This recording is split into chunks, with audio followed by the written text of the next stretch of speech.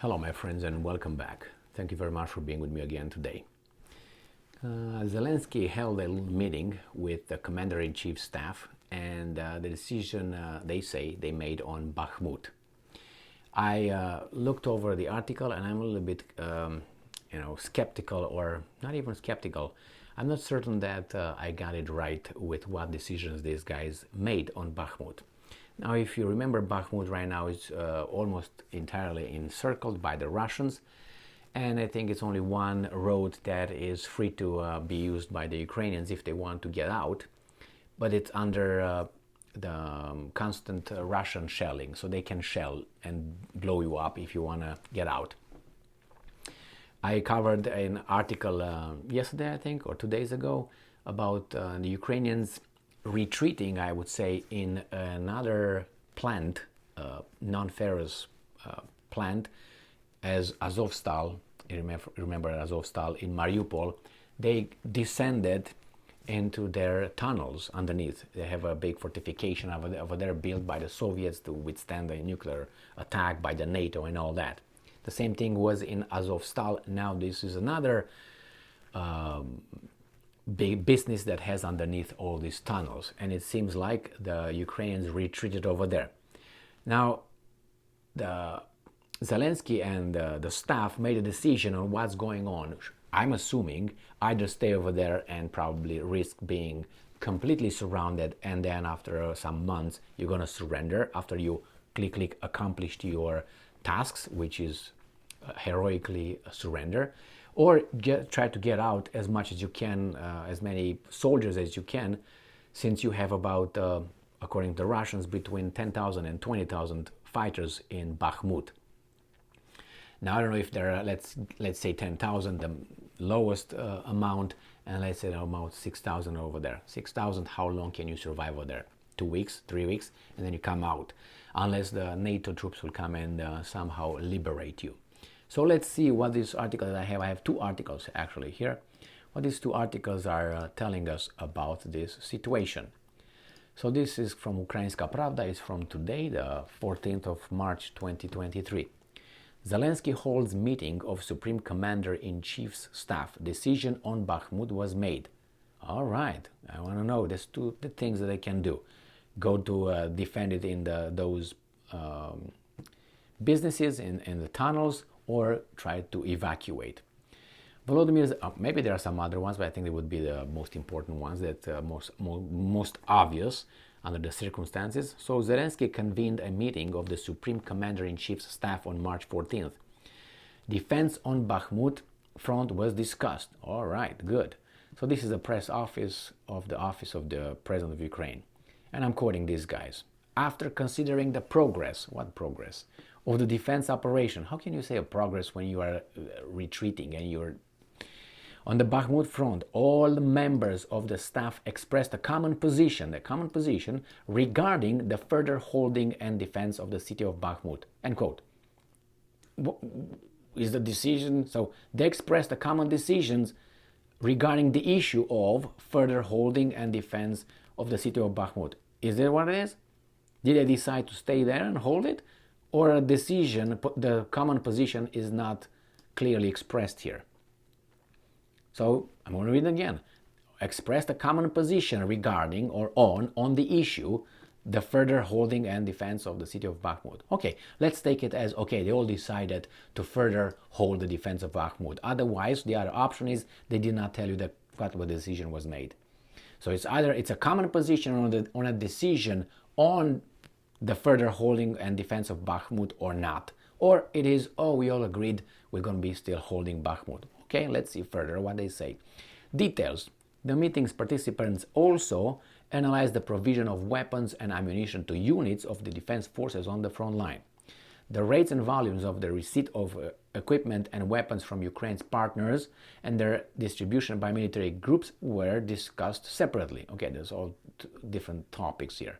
Staff members listened to reports from the Commander-in-Chief of the Armed Forces and commanders of operational strategic troops groups about the current situation at the front. Now they tell us here that on March 13th, the commander blah reported that the situation around Bakhmut in Donetsk is challenging. The occupiers keep trying to break through the defenses and advance into the city center, but are suffering heavy losses. So you said here that you have some progress after considering the progress of defense operation in Bakhmut. And we find here that actually it's challenging. The occupiers keep trying to break through the defenses and try to advance. Okay, but they can't. That's a success. Later, Zelensky noted that now it's a very tough and painful in the east of Ukraine, but the country's future is being decided here. I don't want to hear this again because I've been hearing this each and every time it was a little fight somewhere. It's been decided here. The future of the country is decided here. And we started with a lot of towns. We started with Zaporozhye, we started with Mariupol, we started with other locations where they fought.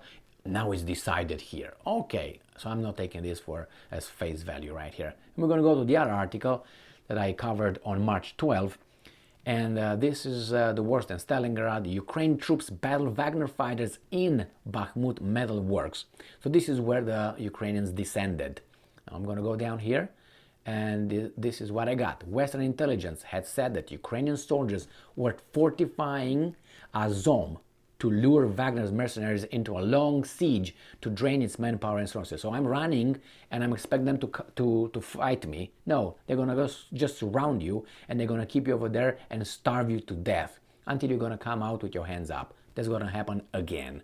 Now, let's see how they make it to lure them. Oh, we're done. We're going to go over there and try to siege them. No, we're just going to surround them and keep them there. In April and May last year, Russia's army was forced to lay siege to the Azovstal steelworks in Mariupol for a month. Yeah, they stayed around and just shelled the shit out of you until you came out and surrendered heroically. The Ukrainian defenders surrendered. Oh yeah, they had holed up in tunnels built underneath Azovstal by Soviet engineers to withstand a NATO attack. And the sprawling Azov plant, this one here in Bakhmut, one of the largest non-ferrous metal works in the former Soviet Union, was also built to withstand attack. So the same thing. So we're going to have the same outcome, surrender. The plant was supposed to survive, I'm quoting, even a nuclear conflict. A Ukrainian Metal News website reported, and I'm quoting again, there is an underground communications system and it has its own water sources and power generators. Yes, my friends, but all these things will run out at one point.